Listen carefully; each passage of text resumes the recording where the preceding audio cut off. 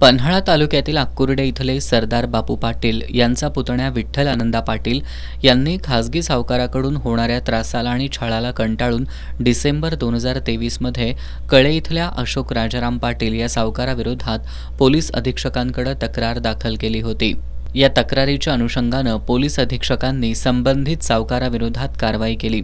त्यावेळी अशोक पाटील या सावकारानं पुतण्या विठ्ठल पाटील याला त्यांचे सगळे पैसे परत देतो असं पोलिसांसमोर मान्य केलं। तसंच घेतलेली रक्कम परत करत पुतण्याला तक्रार मागं घेण्यास सांगितलं होतं। त्यानुसार विठ्ठल यांनी तक्रार मागं घेतली। त्यानंतर जानेवारी 2024 मध्ये सावकार अशोक पाटील यानं आसगावमध्ये राहणाऱ्या प्रदीप मधुकर भोसले आणि प्रल्हाद भोसले यांच्या मदतीनं विठ्ठल पाटील यांना धमकावत दिलेले पैसे परत मागण्यासाठी तगादा लावला। तुला देण्यासाठी अशोक पाटील याला आम्हीच पैसे पुरवले आहेत, त्यामुळे ते सर्व पैसे आमचे आहेत, तू ते आम्हाला परत कर असं धमकावत त्रास द्यायला सुरुवात केल्याचं सरदार पाटील सांगतायत।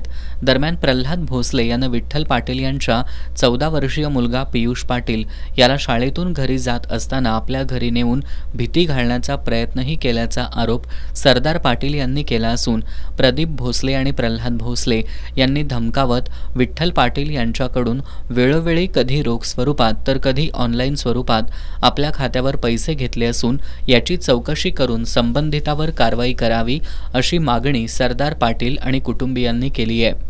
या मागणीसाठी त्यांनी जिल्हाधिकारी कार्यालयासमोर आमरण उपोषण करण्यात आले।